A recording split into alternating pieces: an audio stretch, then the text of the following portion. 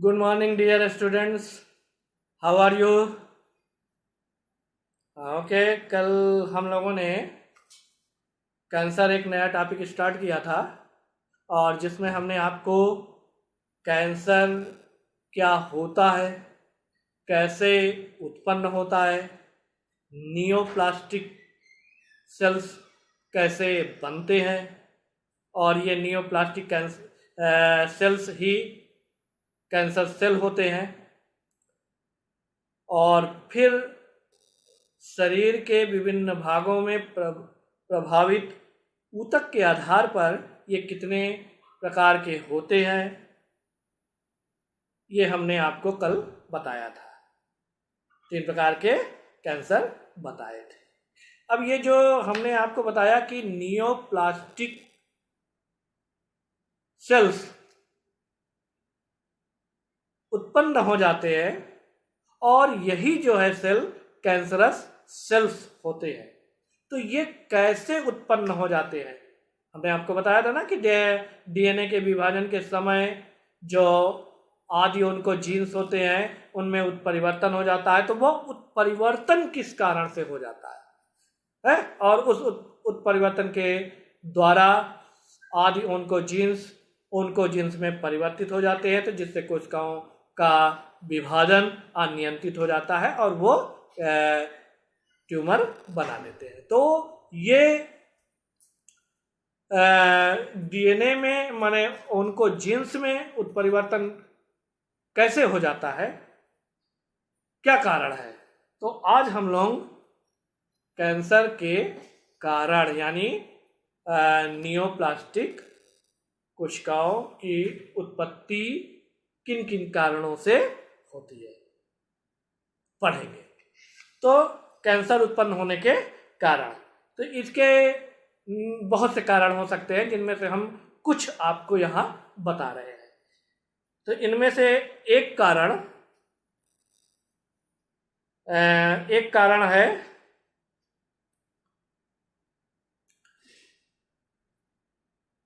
Chewing of tobacco. ठीक, तो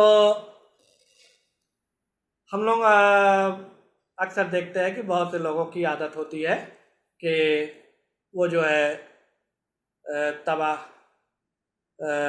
tobacco जो है, तंबाकू अक्सर जो है अपने मुंह में भरे रहते हैं। उनके खाने की आदत होती है और ये खाते हैं, जगह जगह थूकते हैं, गंदगी भी करते रहते हैं। और अब उनकी एक आदत है, लेकिन ये बहुत ही हानिकारक आदत है। इससे क्या होता है कि ये कैंसर को दावत देते हैं और इनसे मुख का कैंसर होता है। टोबैको में रसायन जो होता है उसके द्वारा मुख के कैंसर होने की संभावना है, और भारत में सबसे ज्यादा मुख का कैंसर इसी टोबैको के खाने से होता है। ठीक,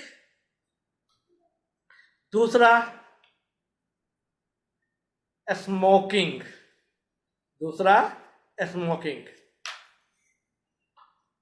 तो ये भी दूसरा मुख्य कारण है, और स्मोकिंग से लंग कैंसर होते हैं। अक्सर लोग हम देखते हैं कि ये बीड़ी पीते हैं, सिगरेट पीते हैं, सिगार पीते हैं और दूसरे रूपों में भी नशा करते हैं। तो ये स्मोकिंग भी नियोप्लास्टिक कोशिकाओं के उत्पन्न होने के कारण होते हैं। स्मोकिंग द्वारा मुख के कैंसर, गले का कैंसर, स्वर यंत्र के कैंसर और लंग्स के कैंसर उत्पन्न करता है। स्मोकिंग जो है इन विभिन्न भागों के कैंसर उत्पन्न करता है। तीसरी जो कारण है वो है फिजिकल इरिटेशन। फिजिकल इरिटेशन, अगर शरीर के किसी भाग में किसी कारण से लगातार उत्तेजना होती रहती है तो उस भाग में भी कैंसर होने की संभावना होती है। उस भाग में भी कैंसर होने की संभावना होती है। जैसे उदाहरण के तौर पर हम आपको बता दें कि मान लीजिए किसी व्यक्ति के दुर्घटना में कोई दांत आधा ही टूट गया है या थोड़ा सा टूट गया है, तो अक्सर ऐसे स्थिति में क्या होता है कि हमारी जो टंग है उस दांत के पास हमेशा जाती रहती है और उस दांत को टच करती रहती है। तो ऐसे कारणों में क्या होता है कि जीभ के उस माने टंग के उस भाग की कोशिकाएं उत्तेजित हो जाती है, अर्थात वहां नियोप्लास्टिक कोशिका उत्पन्न हो जाते हैं और फिर वहां पे ट्यूमर और कैंसर होने की संभावना हो जाती है। ठीक, तो फिजिकल इरिटेशन से भी कैंसर होने की संभावना होती है। चौथा जो प्रमुख कारण है वो है uses of chemical. Uses of chemical, तो बहुत से रासायनिक है। आप तो हमारे जो आधुनिक जीवन है ये इस प्रकार का हो ही गया है कि इसमें हम लोग नित्य प्रतिदिन नाना प्रकार के रसायनों का उपयोग करते हैं और वो हमारे शरीर में पहुंचता है। दूध में देखो तो ऑक्सीटोसिन, फल को जो हम लोग खाते हैं पका बढ़िया पके हुए रसदार फल, उसको भी रसायनों द्वारा पकाया जाता है। आजकल जो बर्गर, चाउमीन ये अक्सर लोग खाते हैं, तो इनको स्वादिष्ट बनाने के लिए इसमें एक रसायन का प्रयोग किया जाता है, अजीनोमोटो। अजीनोमोटो क्या करता है कि हमारे जो टेस्ट बड है उनको एक्साइटेड कर देता है, तो जो है हमें ये पदार्थ बहुत ही स्वादिष्ट लगते हैं। तो ये सब हमारे शरीर में पहुंचते हैं और बहुत से रोगों के कारण बनते हैं। इसी तरह से अनेक रसायन हमारे शरीर में पहुंच करके कैंसर उत्पन्न करते हैं। इनमें निकोटीन, कैफीन जैसे रसायन हैं, कोयला, गाड़ियों के धुएं के साथ निकलने वाले दग्ध माने पूरी तरह से जो जला हुआ नहीं होता है उसके हाइड्रोकार्बन और उनमें ही उपस्थित कुछ अन्य पॉलीसाइक्लिक हाइड्रोकार्बन्स होते हैं जो धुएं के साथ निकलता है और ये धुएं के साथ वायुमंडल में पहुंचता है और जब हम लोग श्वसन करते हैं, सांस लेते हैं, तो इसके साथ ये रसायन भी पहुंचता है और ये शरीर के विभिन्न भागों में कैंसर के कारण बनते हैं। इसी प्रकार से विभिन्न प्रकार के रंजक यानी रंग वगैरह का भी प्रयोग किया जाता है। इस रंग को बनाने में जिस रसायन का प्रयोग किया जाता है यानी एरोमेटिक अमीनो का प्रयोग किया जाता है। एरोमेटिक अमीनो का प्रयोग किया जाता है। तो इस रसायन से भी हमारे शरीर को नुकसान होता है और कैंसर जैसे घातक रोग उत्पन्न करता है। इससे प्रायः मूत्र कैंसर होने की संभावना, मूत्राशय का कैंसर होने की संभावना होती है। कुछ लोग जो है, कुछ अन्य जैसे खिलाड़ी हैं, अपने शारीरिक क्षमता को बढ़ाने के लिए, स्टेमिना को बढ़ाने के लिए स्टेरॉयड हार्मोन्स का उपयोग करते हैं। कुछ दूसरे हैं जो लिंग हार्मोन का उपयोग करते हैं, स्टेरॉयड का उपयोग करते हैं या लिंग हार्मोन्स का उपयोग करते हैं। तो ये अगर बहुत अधिक समय तक लगातार उपयोग करते रहते हैं अथवा बहुत अधिक मात्रा में उपयोग करते रहते हैं तो इनमें भी कैंसर होने की संभावना होती है। ठीक। फिर अगला एक्सपोजर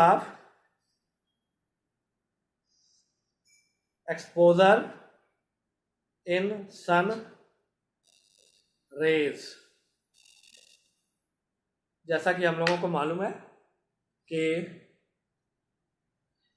जो हम लोग सनलाइट जो देखते हैं, ये विजिबल लाइट होती है। इनके ऊपर भी है और इससे नीचे के वेवलेंथ की भी किरणें कुछ मात्रा में पृथ्वी तक पहुंचती है। अल्ट्रा वायलेट रेस और इंफ्रारेड रेस पृथ्वी तक पहुंचती है। तो इनमें जो अल्ट्रा वायलेट रेज है, ये शरीर के लिए, त्वचा के लिए बड़ा ही घातक होता है। तो जो लोग सूर्य के प्रकाश में बहुत अधिक समय तक रहते हैं अथवा मजदूर हैं, कृषक हैं, ये अपने खेतों में काम करते रहते हैं अथवा दूसरे कार्य तेज धूप में करते रहते हैं, तो इस अल्ट्रावायलेट रेज से इनको इन स्किन कैंसर होने की संभावना बहुत अधिक होती है। और आपको मैंने पहले भी बताया था कि जब आदि वातावरण का माने जीवन की उत्पत्ति हो रही थी, तो आदि वातावरण में पहले जो है बहुत अधिक मात्रा में अल्ट्रावायलेट रेज पृथ्वी पहुंचती थी, लेकिन बाद में जब ऑक्सीजन उत्पन्न हुआ तो ओजोन लेयर बन गया, जिसमें 99% से ज़्यादा अल्ट्रावायलेट रेज जो है वो अब वायुमंडल में नहीं पहुंच पाता, पृथ्वी तक नहीं पहुंच पाता, और तभी जो है जीव जो है स्थल पर रहने में सक्षम हुआ। नहीं तो क्या होता कि स्थल पर जीव जाति पाए ही नहीं जाते, जो जीव होते वो सब जल में ही होते। तो वो ओजोन लेयर के कारण ही हुआ। लेकिन जो कुछ मात्रा में अभी भी पहुंच रही है, उससे भी जो स्थल के प्राणी हैं, अगर वो ज़्यादा समय तक रहते हैं तो इनमें स्किन के कैंसर होने की संभावना होती है। अगला इंजुरी के द्वारा शरीर में किसी दुर्घटना के कारण, किसी कारणवश कटपट छिल जाता है, घाव हो जाते हैं, और अगर ये काफ़ी लंबे समय तक रहता है, घाव जल्दी भरता नहीं है, तो ऐसे घाव से भी कैंसर होने की संभावना हो जाती है। लगातार घाव बने रहने से भी कैंसर होने की संभावना हो जाती है। और अगला पॉइंट वायरसेस द्वारा। तो कुछ वायरस भी प्रकृति में पाए जाते हैं जो हमारे शरीर में पहुंच करके शरीर के विभिन्न भागों के कैंसर उत्पन्न करते हैं। माने अलग अलग भागों के कैंसर के अलग अलग वायरस होते हैं। ये जब शरीर में पहुंचते हैं तो वहां पे ये कैंसर उत्पन्न करते हैं। ये कौन कौन से वायरस हैं और कैसे ये किस किस प्रकार के कैंसर बनाते हैं, इसके बारे में हम लोग अलग से पढ़ेंगे। ठीक है, तो ये जो हमने 5-7 पॉइंट बताए, chewing of tobacco, smoking, physical irritation, uses of chemical, exposure in sun rays, injury और वायरस, ये सारे कारण हैं जिनके कारण कैंसर उत्पन्न होता है, अर्थात नियोप्लास्टिक सेल्स उत्पन्न हो जाते हैं और फिर वो कैंसर के कारण बनते हैं। ठीक है, अब हम आपको यहाँ पे कुछ रसायन बताएंगे। वैसे जो भी भौतिक या रासायनिक पदार्थ शरीर में कैंसर उत्पन्न करते हैं, उन पदार्थों को कार्सिनोजेंस कहा जाता है। उन पदार्थों को कार्सिनोजेंस कहा जाता है। ठीक, तो मैं यहाँ पर आपको कुछ रसायनों के नाम बताता हूँ जिनके द्वारा शरीर के विभिन्न भागों के कैंसर उत्पन्न होते हैं।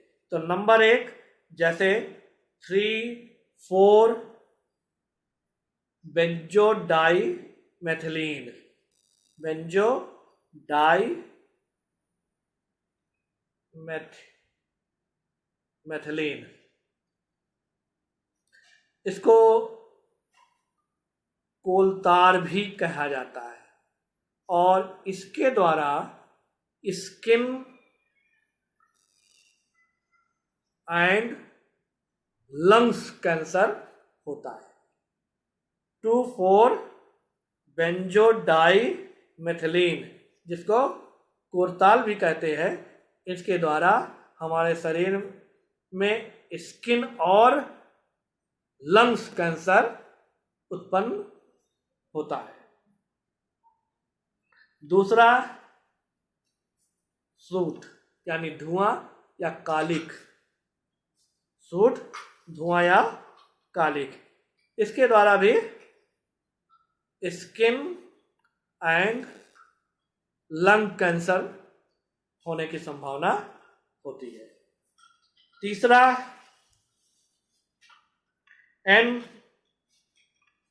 नाइट्रोसोडाइमेथिलीन।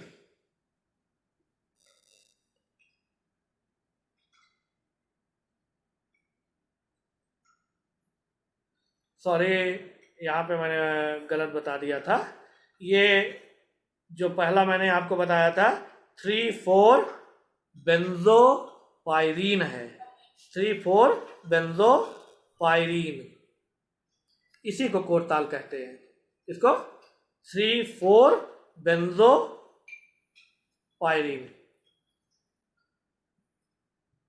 और ये जो मैं तीसरा आपको बता रहा हूं, नाइट्रोसोडाइमेथिलीन, इसका नाम है।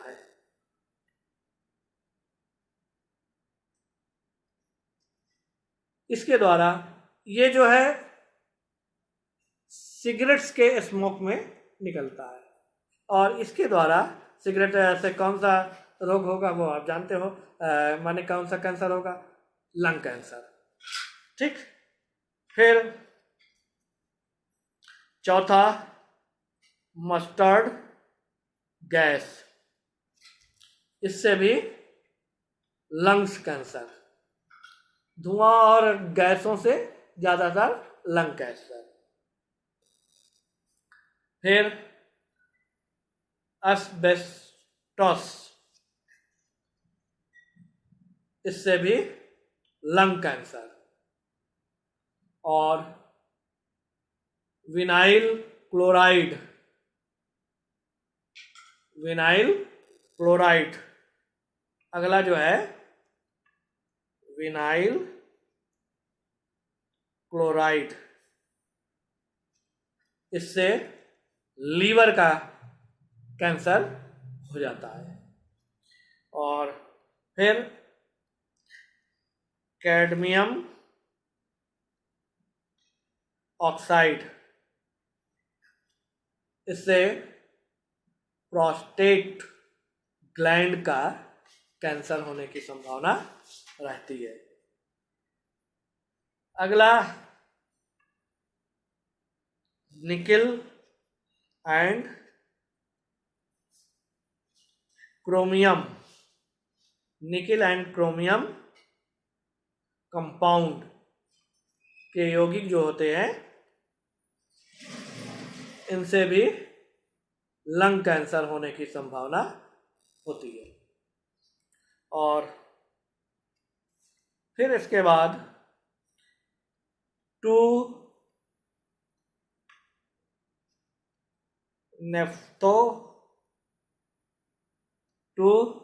नेफ्थिलामाइन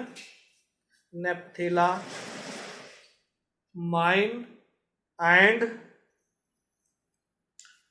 4 अमीनो बाइफिनाइल, 4 अमीनो बाइफिनाइल,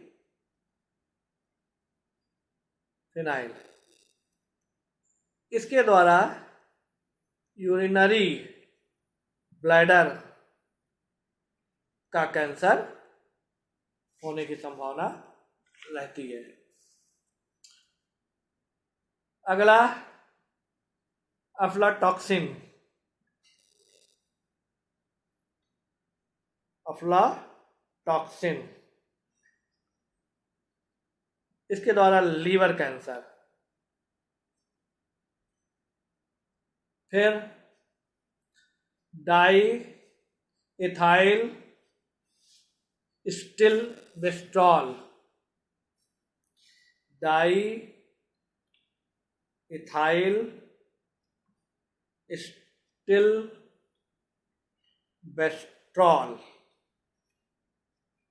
इसके द्वारा वेजाइना का कैंसर। और पांचवा माने अंतिम जो है भौतिक कारक एक्सपोजर इन सनलाइट, इसके द्वारा स्किन कैंसर होता है। तो ये सारे जो भौतिक और रासायनिक पदार्थ हैं, ये सब कार्सिनोजेन कहलाते हैं। और ये सारे पदार्थ विभिन्न माध्यमों से, सांस लेने से, भोजन से, पानी से हमारे शरीर में पहुंच करके शरीर के विभिन्न भागों में कैंसर उत्पन्न करते हैं। ठीक, तो आज इतना ही। Okay, thank you.